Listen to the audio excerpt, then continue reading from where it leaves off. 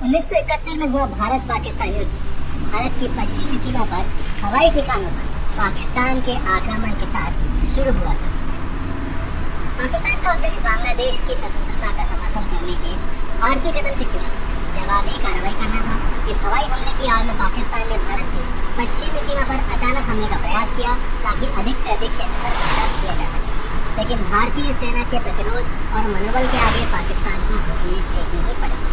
40 से अधिक टैंक और 2000 से अधिक सैनिकों वाली ब्रिगेड को केवल 120 भारतीय सैनिकों ने बहादुरी एवं चतुराई से विरोध किया। यह वीडियो लोंगेवाला की लड़ाई के बारे में है, जिसने 1971 के युद्ध के दौरान बदल दिया। नवंबर के अंत से बांग्लादेश मुक्ति सेना, मुक्ति वाहिनी और भारतीय सेना ने पूर्वी पाकिस्तान में सैन्य शक्तियों के खिलाफ एक बड़ा हमला शुरू किया ताकि भारत की पश्चिमी सीमा पर पाकिस्तान की आक्रामकता का मुकाबला करने के लिए केवल नामात्र यह महसूस करते हुए पाकिस्तान ने क्षेत्र पर अचानक हमले के जरिए कब्जा करने की योजना बनाई। उनकी रणनीति युद्ध के बाद इन क्षेत्रों के लिए भारत पर दबाव बनाने की। पाकिस्तान का पहला लक्ष्य राजस्थान में लोंगेवाला चौकी था। पाकिस्तानी खुफिया टीम के मुताबिक इस चौकी को, जिसमें केवल 120 सैनिक थे, आसानी से पकड़ा जा सकता था। पाक सेना ने फिर रामगढ़ और बाद में जैसलमेर पर कब्जा करने के लिए आगे बढ़ने की योजना बनाई। ब्रिगेडियर तारिक मीर की कल्पना थी कि नाश्ता लोंगेवाला में, रामगढ़ में दोपहर का भोजन और जैसलमेर में रात का खाना किया जा सकता है। जैसा कि योजना बनाई गई थी, पाक सेना की ब्रिगेड, जिसमें 2000 से अधिक सैनिक और 40 सैनिक शामिल थे, हवाई हमले के मद्देनजर सीमा पर थे। लेकिन लोंगेवाला में उन्हें जिस प्रतिरोध का सामना करना पड़ा, उन्हें इस बात से झकझोर करना पड़ा। लोंगेवाला राजस्थान के सीमावर्ती राज्य में थार रेगिस्तान में एक छोटा सा सैन्य चौकी है।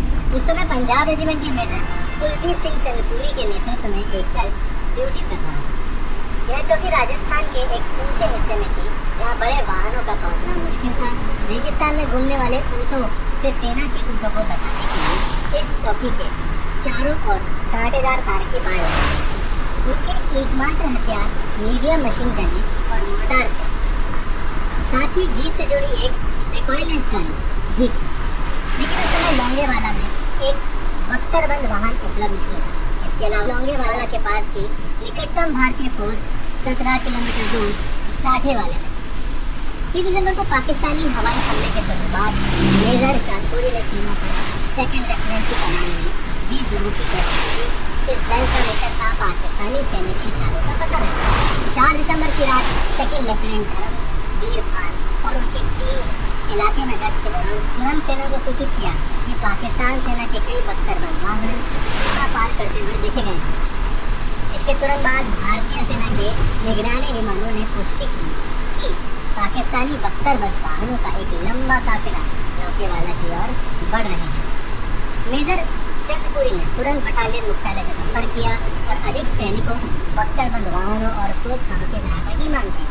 लेकिन अधिक सैनिकों को लोंगेवाला तक पहुंचने में कम से कम 6 घंटे लगते थे और सेना मुख्यालय में उनके आने तक पाक सेना का विरोध करने या रणनीतिक रूप से पीछे हटने के लिए निर्देश दिए। लेकिन मेजर चंद्रपुरी और उनकी टीम का फैसला लड़ने का था। तब उन्होंने क्षेत्र में विस्फोटक गोला स्थापित करना शुरू किया, लेकिन समय की कमी के कारण यह प्रभावी नहीं था। पाकिस्तानी सेना ने रात 12:30 पर एक आक्रामक अभियान चलाया, जिसमें बीएसएफ के 10 फुटों में से 5 मारे गए। पाकिस्तानी टैंक तब भारतीय पोस्ट की ओर बढ़े। हालांकि भारतीय सेना तब तक चुप रही जब तक दुश्मन 30 मीटर की दूरी तक नहीं पहुंचा। जैसे ही पाक सेना निशाने पर आई, भारतीय टीम ने एंटी टैंक गन और जीप में जुड़े रिकॉइललेस गन का इस्तेमाल करते हुए जोरदार जवाबी हमला किया। जीप के शीर्ष पर लगे M14 बंदूक की गोली से 2 पाकिस्तानी टैंक नष्ट हो गए। लोंगेवाला पर कब्जा करने और आगे की यात्रा की उम्मीद में तेल के बैरल पाकिस्तानी टैंकों के ऊपर रखे गए। भारत द्वारा दागी गई एंटी टैंक गन की गोलीबारी में इन 2 विस्फोट हो गए, जिससे कि एक बड़ी आग लगी। धमाके के बाद भीषण आग की रोशनी उच्च ऊंचाई पर आई। भारतीय सेना पाकिस्तानी टैंकों को प्रभावी ढंग से निशाना बनाने में सक्षम थी। इस तरह से पाकिस्तानी सेना के करीब 12 टैंक नष्ट हो गए। इस बीच पाकिस्तान इन्फेंट्री के सामने एक कांटेदार कारतूस में लैंडमाइन होने का गलत अर्थ लगाकर उन्होंने हमले को 2 घंटे के लिए रोक दिया और सैपर्स का इंतजार करने लगे। लेकिन जब तक उन्हें एहसास हुआ कि यह लैंडमाइन नहीं, तब तक वे बहुत समय खो चुके थे। तक घोर हो चुकी थी। पाकिस्तान की योजना प्रमुख सड़कों को छोड़ने और भारतीय सेना को घेरने की थी, लेकिन इससे पाकिस्तानी बख्तरबंद वाहन केवल रेगिस्तान की अस्थिर रेत में डूबने में सक्षम हुए। तब तक पाक सेना के कमांडर्स का आत्मविश्वास घटना शुरू हो गया था। दूसरी ओर भारतीय सेना ने पाकिस्तानी पीड़ा को देखा और आत्मविश्वास बढ़ाते हुए हमला करना जारी रखा। उन्होंने अपने अपने जगह पर स्थिरता से खड़े होकर रेत में फंसे वाहनों पर हमला करने के लिए आरसीएल तोपखाने का इस्तेमाल किया। भोर तक पाकिस्तानी सेना भारतीय चौकी पर कब्जा नहीं कर पाई। लोंगेवाला के पास भारत का एयर बेस था, लेकिन वहाँ की ग्राउंड अटैक फाइटर्स में नाइट विजन उपकरण नहीं थे। लेकिन सुबह होते ही भारतीय वायुसेना के हेलीकॉप्टर और हॉकर बनकर विमान भारतीय सेना की सहायता के लिए पहुंच गए। भारतीय विमानों ने एक एक करके पाकिस्तानी टैंक और अन्य बख्तरबंद वाहनों को तोपों और रॉकेटों से नष्ट कर दिया। पाकिस्तानी टैंकों पर लगे विमान गोदी तोपों की सीमित रेंज के कारण भारतीय जेट विमानों के खिलाफ प्रभावी नहीं थे। पाकिस्तानी युद्धक विमान घटनास्थल पर नहीं पहुंच सके क्योंकि वे कई अन्य स्थानों पर लड़ गए थे। वह क्षेत्र जल्द ही पाकिस्तानी टैंकों का एक कब्रिस्तान बन गया। पहले पाकिस्तान ने 12 टैंक खो दिए। इसके अलावा भारतीय हवाई हमले में 22 और टैंक खोए। भयभीत पाकिस्तानी सेना ने हमला छोड़ दिया और बचाव करने के खैया अपनाए। बाकी टैंक और बख्तरबंद वाहनों को छोड़ दिया और वे पीछे रह गए। कुछ दोपहर तक पाकिस्तान सेना का ऑपरेशन समाप्त हो गया था। ये 40 टैंक, लगभग 500 वाहन और 200 से अधिक सैनिक खो चुके थे। दूसरी ओर भारत को कोई महत्वपूर्ण क्षति नहीं पहुंची। भारत ने पाकिस्तानी सेना द्वारा छोड़े गए कई टैंक पर कब्जा भी किया। घंटों के भीतर भारतीय सेना का एक बड़ा टैंक और पैदल सेना वहां पहुंची और पाकिस्तान को भारतीय क्षेत्र से पूरी तरह से पीछे हटने के लिए मजबूर होना पड़ा। करने वाले मेजर कुलदीप सिंह चांदपुरी को बहादुरी के लिए भारत के दूसरे सर्वोच्च सम्मानित किया गया।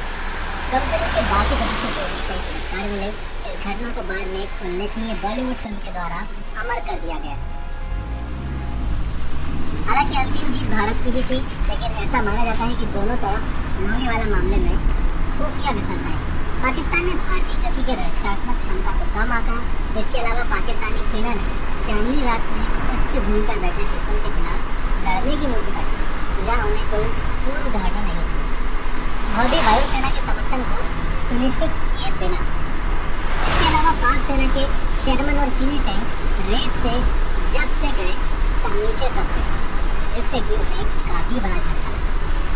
भारतीय खुफिया सेना सेवा की चेतावनी भी नाकाम रही कि इतनी बड़ी टैंक सेना पश्चिम में युद्ध की तैयारी कर रही थी। इसके अलावा प्रभावी सुरक्षा सुनिश्चित करने के लिए चौकी के पास पर्याप्त हथियार या उपकरण भी नहीं थे। पाकिस्तान में द्वितीय विश्व युद्ध के बाद का पहला युद्ध था जिसमें इतने सारे टैंक एक तरफा लोंगेवाला में जीत